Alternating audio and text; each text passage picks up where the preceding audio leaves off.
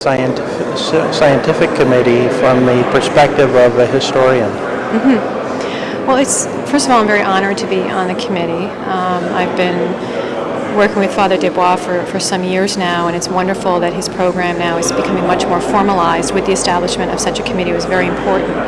The beautiful thing about this committee is that it's a wonderful marriage of the field work that Father Desbois does, the things that he's discovered that most scholars who are used to working in archives have not done, and then to bring scholars in who know collections very well, to have this dialogue about what he's finding in the field, what we know exists in archives, what has been published, to try to bring his research into new directions, and at the same time feeding into our own research projects, which we then bring back to the classroom, for instance, university classroom, and into our own publications. So it's a lovely synergy, I think, between the really groundbreaking work of Father Desbois in the field and the more traditional academic pursuit of this subject area.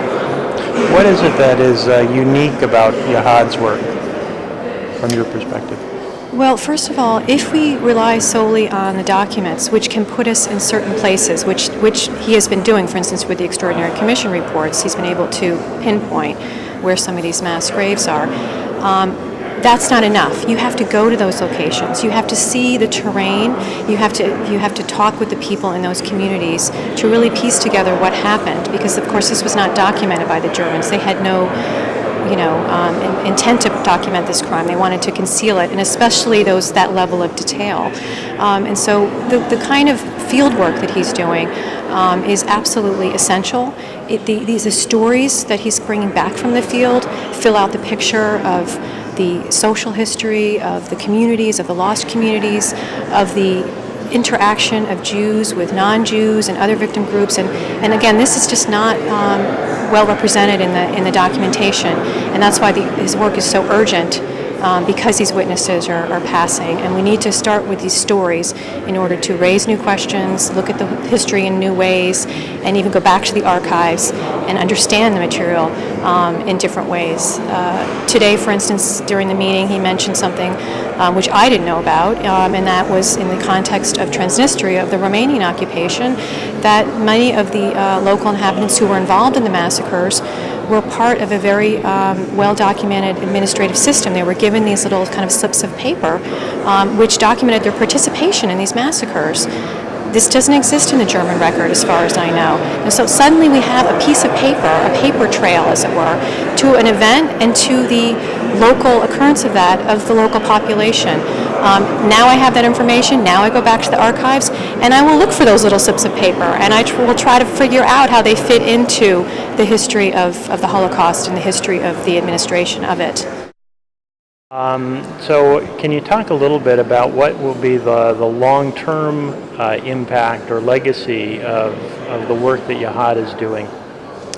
Yeah, I think this project, the interviews, especially in Eastern Europe, are something really new and innovative, since it's interviews not only of the survivors, but predominantly by the so-called bystanders, and we haven't had that yet, and this gives us very precise, very good insights into the behavior, the reactions of the bystanders in such places where the killings actually took place. And this is unique material, and you have to collect it right now before the witnesses are going to die. Let me throw you a different question, unrehearsed, but just tell me what you think. Why does Jihad need to have a scientific committee? Yes, Holocaust history, I think, is one of the most elaborated fields in historiography, but also very complex fields. If you look on all of Europe, you have 16 to 17 countries with different cultures, different structures of Jewish communities, and especially if you go down into the town, into the village on a micro level, you will find very different environments, and you have to know about them. So to evaluate what the witnesses say, for example, in the former Soviet Union, they are talking about the people who were responsible for controlling the houses in the Soviet period, and they were also later on to a certain extent, responsible for organizing life under German occupation. And when the Germans came in to organize their mass killings, they often addressed exactly these people, so-called Desyatniki, was in order to collect young guys to help the Germans fulfill their tasks. That means to help them in preparation, for example, digging up graves and so on and so forth. And you have to know how this worked before the war in order to evaluate what it means. Вот с вашей точки зрения, какая польза существует для ученых или, в частности, вас, как историкам, в участии в научном совете?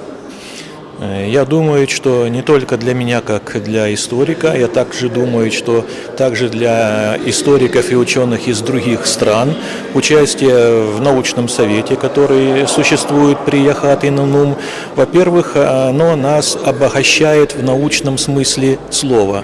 Оно дает нам возможность познакомиться с теми исследованиями, которые ведут наши коллеги, получить необходимый опыт, обменяться с коллегами информацией, получить какую-то информацию, которая необходима для своей собственной работы, может быть, что-то посоветовать своим коллегам, может быть, они что-то воспримут от той работы, которую я провожу сам лично, может быть, их эта работа тоже заинтересует, а меня в первую очередь действительно интересует то, что делают мои коллеги по этому ученому совету, и особенно та работа, которая проводится Яхат и Унум, в частности по сбору свидетельств, поскольку эта работа очень важная, она дает мне возможность эту информацию, которая собирается Яхат и Нунум, использовать и в своих собственных исследованиях, а это обогащает